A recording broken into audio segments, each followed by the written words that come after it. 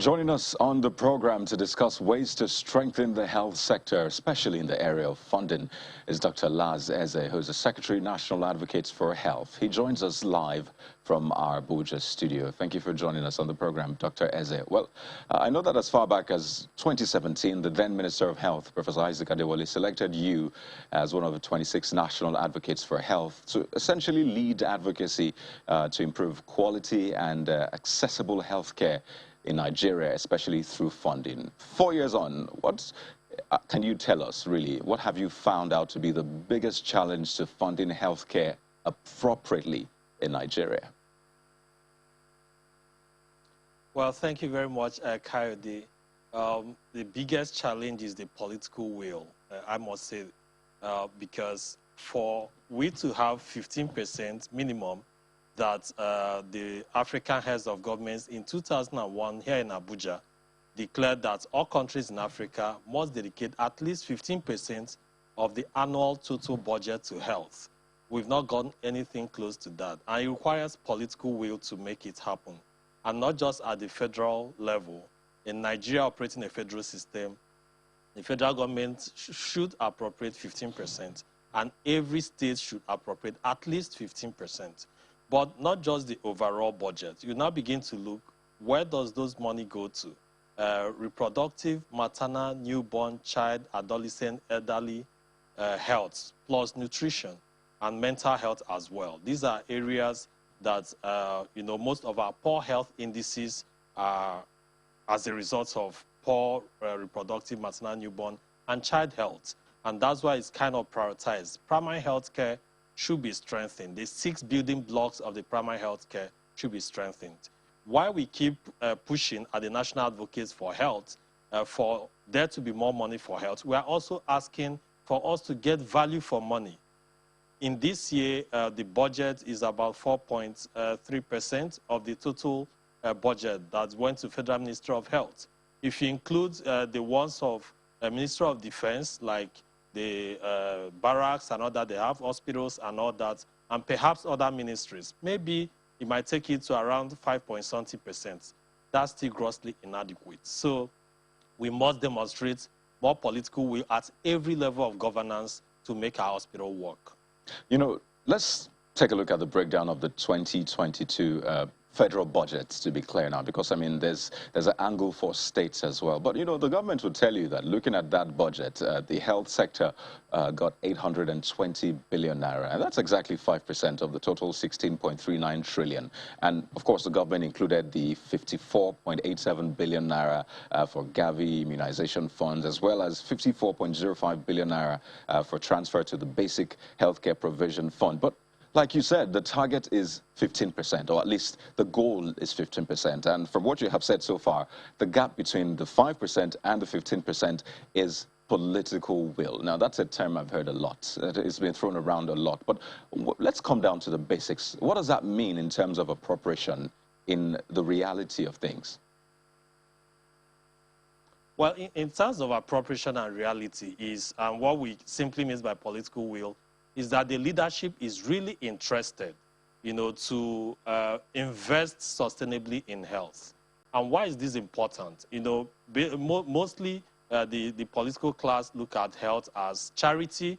They look at it as just humanitarian things.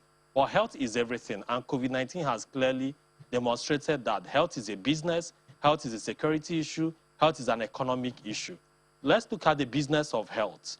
Let's invest to create an enabling environment for our pharmaceutical companies in Nigeria, more than 100 of them, to be able to produce most of our commodities within the country. As part of this COVID-19 stimulus, about several billions of naira was allocated to support local manufacturing of medicines and vaccines, but not many of that have been released. So right now, it's more profitable to import drugs into Nigeria than to manufacture inside the country. And these are some of the issues that we must have available: commodities, consumables, and things that we need, to provide quality services, and not importing most of them. The human capacity development, we must be able to train. We are training a lot of health personnel, even though the number we're training is not enough for us. But we are losing most of them.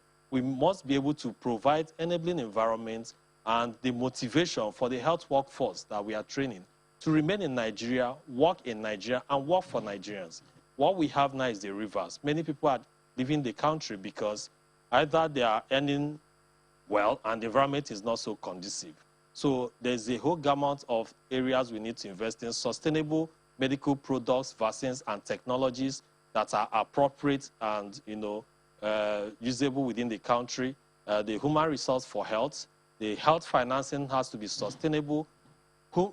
Health insurance has to cover everybody, so it has to be mandatory. Car insurance is mandatory. So why shouldn't every human being in Nigeria have health insurance? So right now, out-of-pocket expenditure is over 70%. So we must reduce that, and government must invest more sustainably to make our health sector work very favorably for our people. Quite interesting analogy you paint there with the vehicle insurance and human insurance, or health insurance at least. And, the questions about affordability. I mean, if you can afford a vehicle, I mean, you should be able to pay at least 5,000 naira for third-party insurance. But then the questions about affordability. But you have raised a lot of issues. And as we wind down, if you were to tell the government, now at various levels, that is federal and state, the best next step to take in the health sector to show that political will, to show that they're willing to ensure that the health sector is better, what will that next step be? Yes, that next step will most importantly be at the state level, because that's where we have most gaps. In Nigeria, the way the health system is designed, the community is involved. Every community should have a health committee.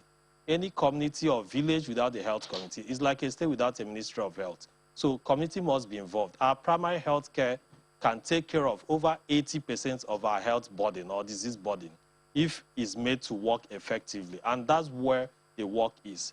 If the primary health care is not working, our tertiary hospitals cannot work. Right now, because the primary health care is not working, cough and catarrh, uncomplicated malaria, everything goes to the teaching hospital. And that kind of puts a lot of pressure on it, and is unable to even provide quality health care for complicated cases that is meant to go there. So our state governments, through the state primary health care development agencies and the state health insurance agencies, must be, invest more resources and create enabling environment for the private sector to invest as well sustainably in the health sector. Well, very, very important points you have raised. I would like to thank you so much, Dr. Laz, as a Secretary National Advocates for Health, for sharing those thoughts with us on the program. Thank you, Kayode, for having me.